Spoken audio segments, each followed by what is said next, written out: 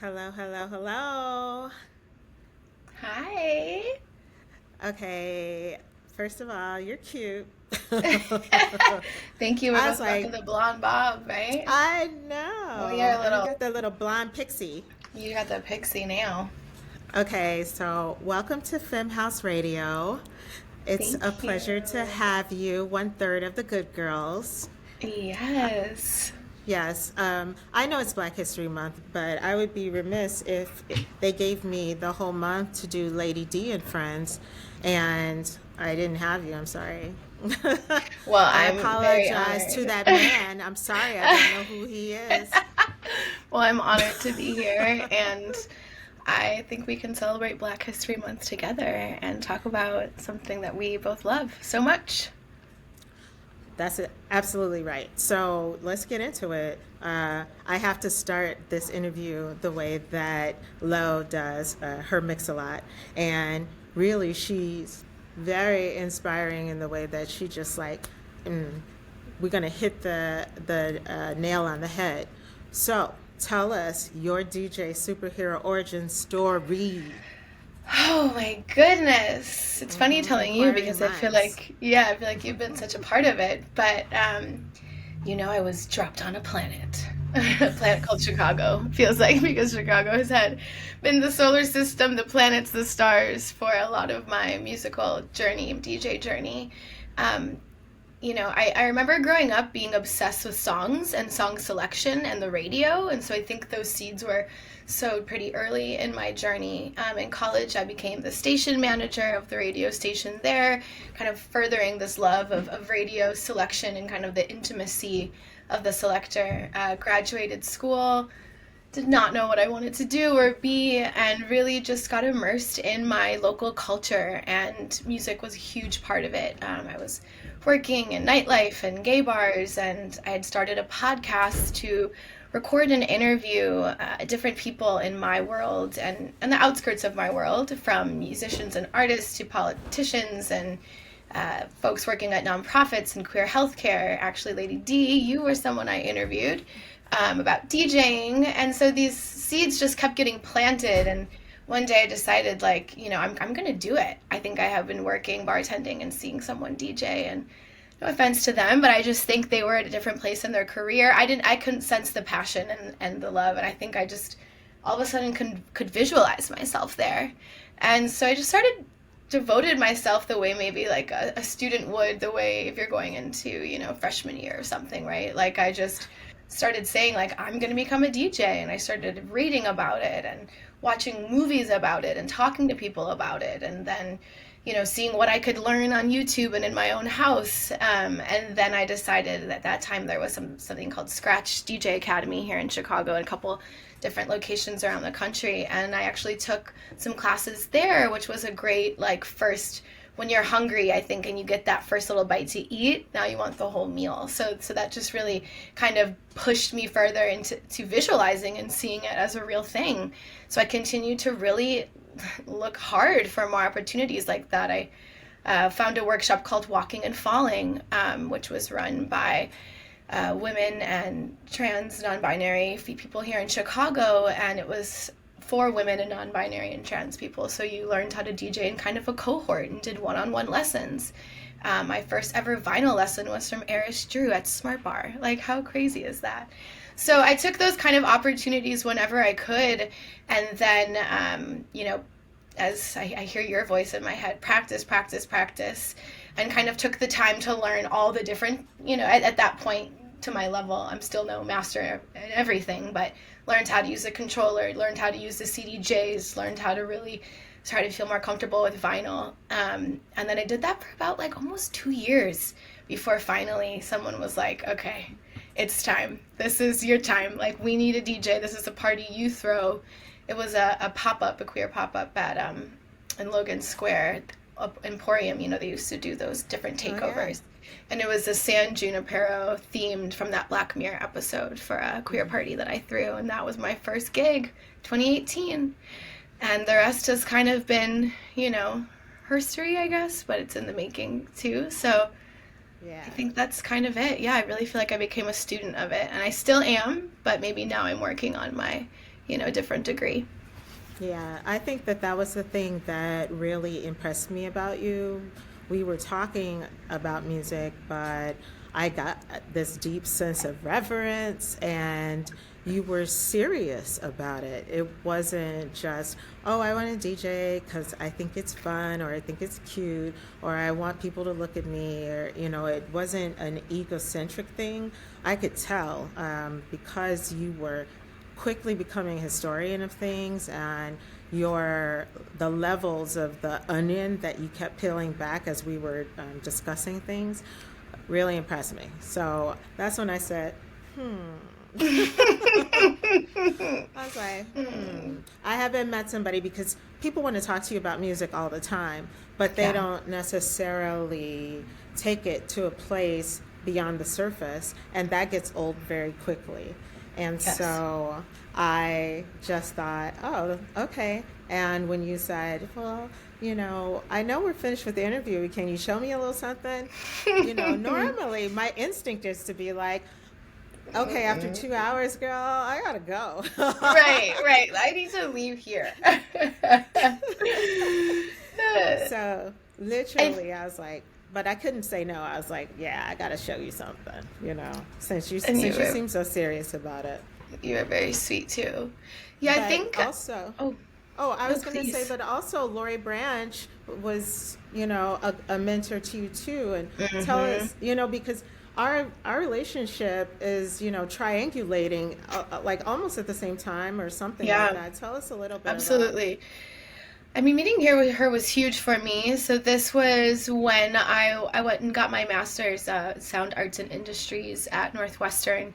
When I kind of decided, this was along that 2 years of me deciding I was going to become a DJ. I also decided that, for my day job, my other love was sound and audio editing, production, recording. So I was going to Northwestern to kind of focus on all of this, my world of sound that I was building. And that's when I decided, okay, I don't have regular access to CDJs, but I know the radio station has a pair of CDJs.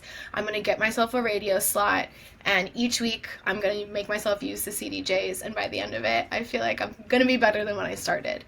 And, luck of the draw, luck of the house gods, nothing is ever a coincidence, right? But my slot was put right before Vintage House, Lori Branch's radio show. And I think, like most things in my life that really have stuck, it was a very gradual and mutual, and like the way we came to each other was very authentic, like by the third or fourth or fifth, sixth time, I mean, I think she would come in and hear me playing, and she'd often have an amazing guest from somewhere in the house music lexicon join her. And at first there's kind of like pleasantries, hello. By the like third or fourth mix, they're kind of both looking at each other. Then they're looking at me. There's, there confusion, if you will, because I just think Like, who's sometimes. this white girl Right, in the yeah, like house? who's this little Yeah. white girl here playing, and I think at that time when I was first learning to mix on CDJs, I was really focusing on like early Chicago house with that 808, that kind of like just really easy to mix really well.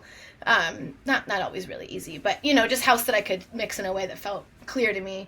And a lot of this music was so in line with her guests that were coming in. And Lori is us. That's this when I kind of coined this phrase sonic historian, like Lori Branch was who I coined it for, because I got to learn about what her show Vintage House is, and it's really a Venn diagram where house and story meet in the middle, the music and also like the lineage. And I think that was always such a draw, has always been such a draw to DJing for me. And I think the way Lori is just so interested and thoughtful in her questioning and in her curation, and it just really stuck with me. And I was like, I want to do what this woman's doing, I want to be like her. And actually did a project with her that year where she let me come in and interview her interviewing Pat McCombs Vera Washington of Executive Suite, which was a black traveling party for queer women in Chicago that was started because they weren't let into the regular queer parties. So these women had to Right. literally create their own party group. And so it was so cool to be able to study that group, but also study Lori studying the group, right? And her conversations with them. So I think about it in my style of DJing and mixing. I love those moments where things are in conversation with each other, you know, and I think that's something that Lori has really showcased in a way that, yeah.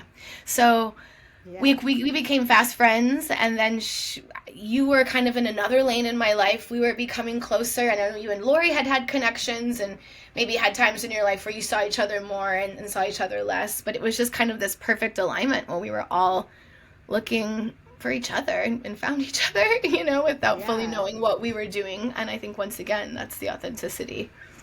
Yeah, that is definitely the authenticity. I think at that time it was for me just having people asking me questions like, "Oh my God, I'd never seen a girl DJ before," and it was 2018, 2019, and I said, "How can we still be here? I don't understand."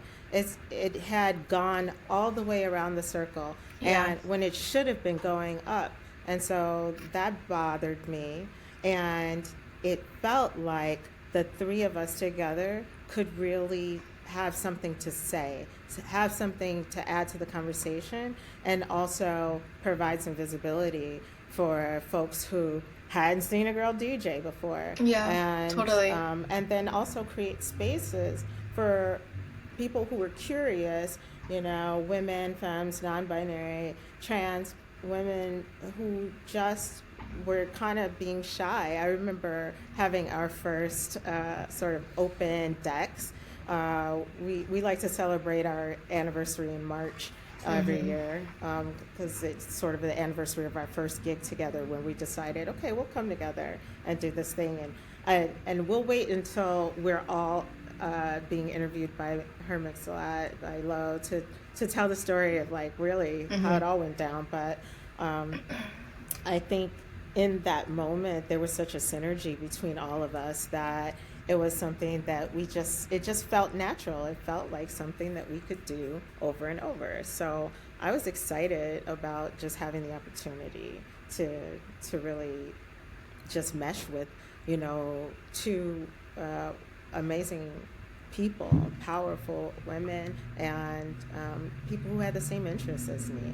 So how did that feel for you? Because we're, you know, like sort of this intergenerational group, and you weren't even in your 30s yet. You are now, but Yes. Oh my God, how did it feel? So many things. I mean, I think at the beginning I was utterly petrified, and that was also just part of how I was in the beginning of my DJ career. I mean, that's, to be honest, something I've really worked at and I still overcome, but like nerves before. I think I knew, I know that I knew like the importance and just like the rarity of this opportunity, and also like that wouldn't be offered to just anybody.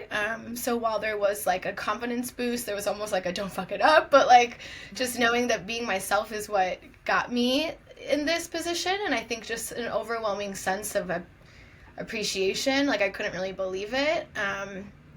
But I think the things that were, it's hard to put it into words, but it's just like I also just knew you guys, like I knew that you guys chose me for a reason. I knew that like you believed in me. It wasn't like I was sitting here like, no, I wonder why I got, you know, this opportunity. But I also just felt the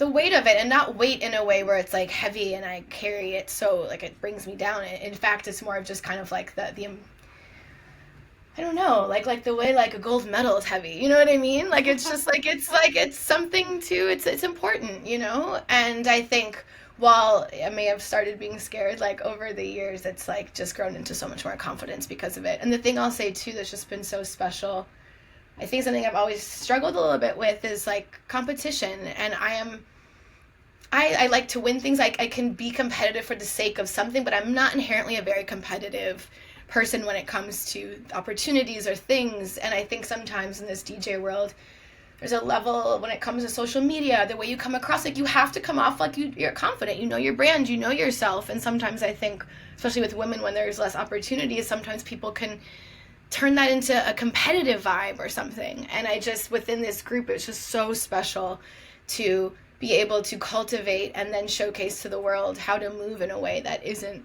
competition based with each other, what we have, and then also then the way we're able to spread and offer that to other people. That has been huge for me, and I think allowed me to just really show other DJs, and especially women, that like I'm not here to compete, you know. And I love that. Yeah. I mean, there's so few of us. We really should stick together. And yeah, we're not each other's competition. We should be uplifting each other. I love that. I know that it's Black History Month, and, you know, the elephant in the room might be, you know, you're taking up space during Black History Month. I don't like that at all. Mainly, I'm not, you know, here to validate you. I think you've earned your place to be in conversation at any time of the year. And I think that you are a genuine person, period. So I, you know, have no qualms about having this conversation with you in this space. Do you have any like thoughts about that? Yeah, I mean, you know, first and foremost, I think also like it's important during Black History Month that we give the stage, the mic, to Black people, Black artists. I also think as white people, we need to say, like, I am celebrating Black History Month. I am researching, learning. I am watching Black films. I'm spending my money on Black businesses. So I think that this isn't, you know, like where white people need to say, like, we're totally opting out of this celebration or this uplift of Black story and Black art and Black heritage. I don't think we need to be louder then, but I think that, you know, I have the pleasure and the honor of being in a collective with two Black women, of playing Black music, of being deeply connected in some ways to the Black community here in Chicago. And I think it's sacred. I think it's something that I think about all the time. I'm gonna get emotional thinking about it, but it's just like to be accepted and to be brought into these spaces, and to, I think, have people know that I'm their ally, and know that if my name is on a lineup that I'm going to advocate for them. Like, these are things that really matter to me. And so I think what I would say with this opportunity is to other white DJs or non-Black DJs, it's like, you know, how we treat other Black artists, Black DJs, how we amplify their message, how we, you know, little things like when you make mixes, are you sharing the track IDs of the Black DJs and producers that made them? You know, if you are getting requests for bookings, and the lineups consistently don't have Black people, are you giving that feedback to the bookers and promoters? There's been times where I've said, you know, like, whatever, not even to make it all about me, but I think that DJs can give pushback on lineups. I think venues, when it comes to security, there's been times that I've, you know, had to give feedback to venues, or when it's been time for me to think about booking security at my own events, I'm really thinking about security in a very different way. So I think that as white DJs, there is work to be done, and I think that it's an important role to be even have the access that we do to this dance music and this dance floor and these artists. So that's just kind of, you know, something I'd like to leave other DJs that might be watching this during Black History Month that aren't Black. Yeah, that's great. I've seen you actually put on your social media, like, donate to GoFundMe's or give some money to these Black artists or Black and queer artists, or queer artists, just to sort of, you know, take your privilege and use it in a positive way.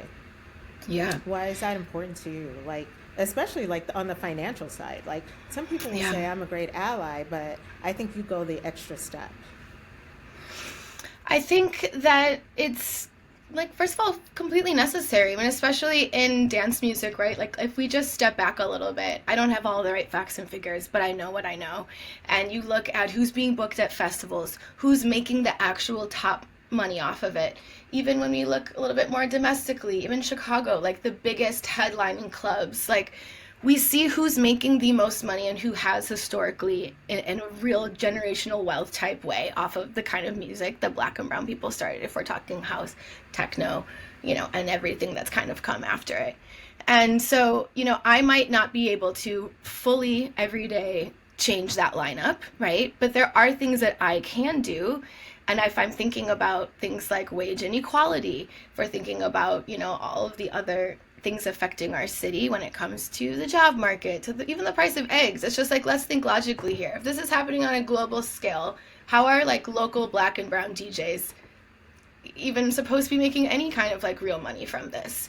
There was a time when I had a full-time job and I DJ'd. So like that for me was some money that I could be a little bit more intentional about where it was spent. And if we don't model it ourselves, how can we expect companies and festivals and other people to actually go in their pocket and start being more equitable?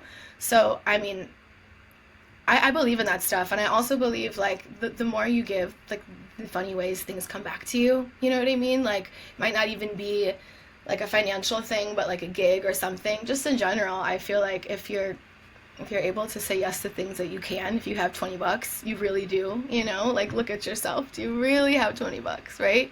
And then it goes one step further. Sometimes sharing a thing that you donated does help cause, awareness to it. But other times, sometimes just share some money to someone and don't even, if you're a white person, don't make it about that you donated it. You know what I mean? Right. Try that. It feels really good.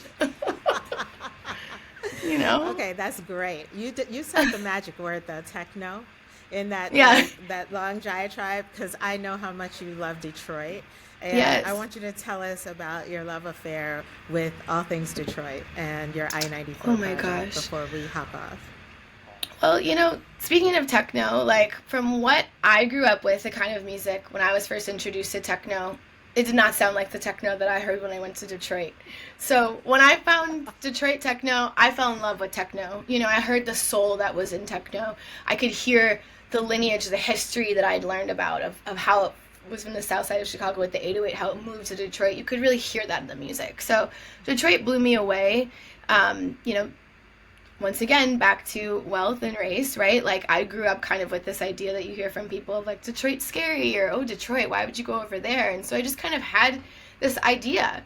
And then I went to Detroit, and it was, like, it was love and joy and artistry and black art and good food and, yeah, just a place that really moved my spirit. And I also felt privileged to have the access to even be there. I talked to you and other mentors of mine who kind of shared this history about this long connection between Chicago and Detroit, and it felt kind of like a calling. Okay, well, how is this next generation going to keep sort of these musical pipelines, these redistribution, these gigs? How are we going to keep this alive? And so I created a thing called I-94, which takes its name from the interstate that connects us, Chicago and Detroit. And it's a bi-weekly mix series, so twice a month we have a Detroit artist DJ release a mix, and then it switches over to Chicago and vice versa, and then I've done a couple of parties. So it's really about paying homage to the pioneers, uplifting the next generation, and just creating something that's like an archive, a living archive of our histories. Yeah, it's pretty beautiful. Where can people interact with it? Yes, they can interact with it on SoundCloud. That's the main hub of all the mixes. I-94 Legacy Project. We also have our own Instagram. And then my website, VITIGRRL.com, can give you a little bit more about the project. You can sign up for my newsletter there too, which will keep you posted when we have new happenings. But we have 2 mixes dropping this month that I'm really, really excited to share with everyone. That's awesome. Do you want to share anything else before we go? Anything else?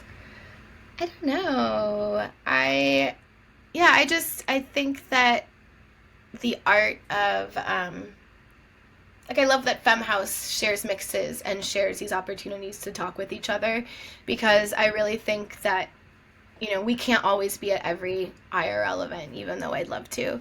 And I believe in the power of mixes. You can see with I-94 to be able to touch people all across the world and in different times and places that you may need them. So I'm excited about the mix that I've contributed to Femme House, and just going through and listening to all the different contributions. I feel like it reminds me of like the radio and kind of how I got into this thing. Phenomenal. Well, thank you for joining me today on Femme House Radio, Viti Girl. I love you. I love you. I will see you soon. Good girls. Yes, please. Yes, it's time to play. Bye. Thanks, Femme House.